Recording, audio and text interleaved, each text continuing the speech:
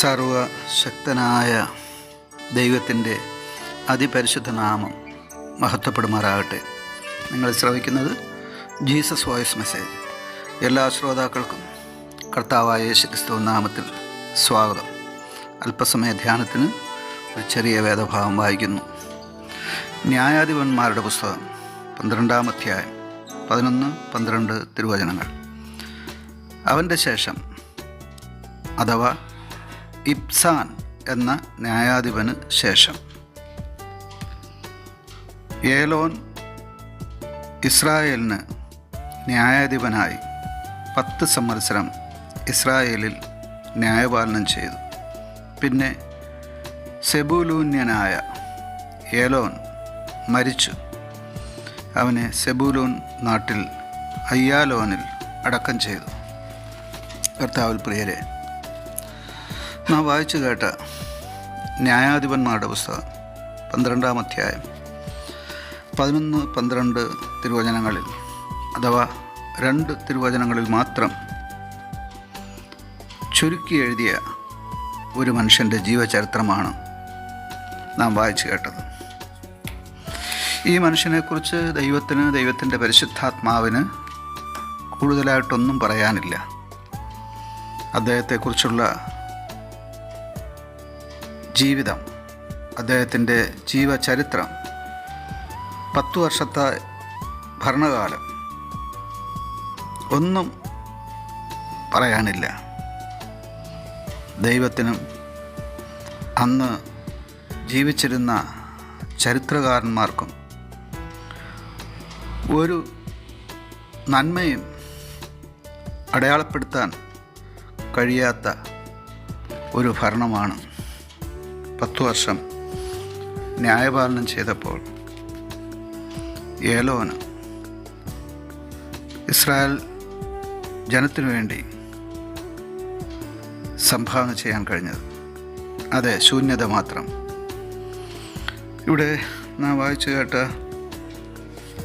ന്യായാധിപനായ ഏലോൻ ജീവിച്ചു മരിച്ചു എന്ന് മാത്രമാണ് പറഞ്ഞിരിക്കുന്നത്. ഇതിനിടയിൽ 10 വർഷം ന്യായപാലനം ചെയ്തു എന്ന് എഴുതിയിരിക്കുന്നു. 10 വർഷം ന്യായപാലനം ചെയ്തിട്ടും ഇസ്രായേലിയരുടെ ചരിത്രത്തിൽ അനുസ്മരിക്കുവാൻ തക്ക ഒരു കാര്യവും ഏലോൻ ചെയ്തില്ല എന്നുള്ളതാണ്. അതെ, അദ്ദേഹത്തെക്കുറിച്ച് പറഞ്ഞിരിക്കുന്നത് 3 കാര്യങ്ങൾ മാത്രമാണ്. ജീവിച്ചു, 10 വർഷം ഭരിച്ചു, മരിച്ചു എന്ന് മാത്രം. ഒരു വ്യക്തിയെക്കുറിച്ച് പറയുമ്പോൾ ദൈവത്തിനും മനുഷ്യർക്കും എന്തെങ്കിലും അടയാളപ്പെടുത്തുവാൻ, എന്തെങ്കിലും ഓർമ്മിക്കുവാൻ കഴിയണം. ഇതാണ് ദൈവവും മനുഷ്യരും ആഗ്രഹിക്കുന്നത്. നാം എത്ര വർഷം ജീവിക്കുന്നു, എത്ര വർഷം ഭരിക്കുന്നു അഥവാ അധികാരത്തിലായിരിക്കുന്നു, അത് കുടുംബത്തിൽ, സഭയിൽ, സമൂഹത്തിൽ, സമസ്ത മേഖലകളിലും എത്ര വർഷം നാം ഒരു അധികാര കസേരയിൽ ആയിരുന്നു എന്നുള്ളതല്ല വിഷയം. എന്നാൽ നമുക്ക് ലഭിച്ച സംവത്സരങ്ങൾ, ലഭിച്ച ആണ്ടുകൾ ദൈവത്തിനും മനുഷ്യനും പ്രയോജനകരമായി എന്ത് ചെയ്യാൻ നമുക്ക് സാധിച്ചു എന്നുള്ളത് ഓരോ മനുഷ്യനും ചിന്തിക്കേണ്ട ഒരു കാര്യമാണ്. ഒരുപക്ഷെ ഏലോൻ ഇപ്രകാരം ചിന്തിച്ചിരിക്കാം: ഞാനിനി എന്താണ് പുതുതായി ചെയ്യാനുള്ളത്? എൻ്റെ പൂർവികനായ അഥവാ എനിക്ക് മുമ്പേ ന്യായപാലനം ചെയ്ത ഇബ്സാൻ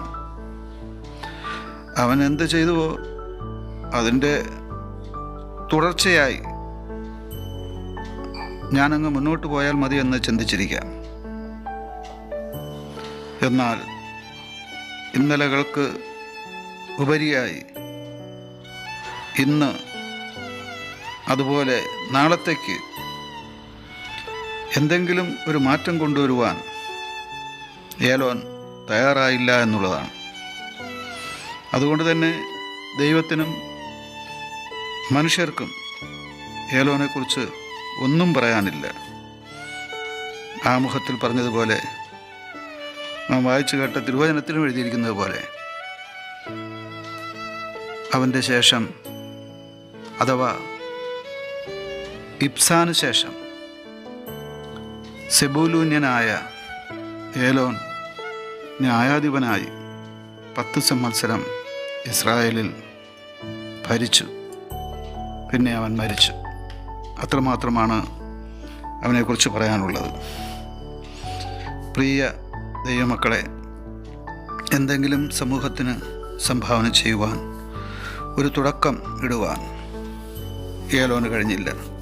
നമ്മുടെ ഈ പരദേശ പ്രയാണം അവസാനിപ്പിച്ച് ഇഹലോകം വെടിയുമ്പോൾ എന്താണ് നാം അവശേഷിപ്പിക്കുന്നത്? ചിന്തിക്കാം. ആമേൻ.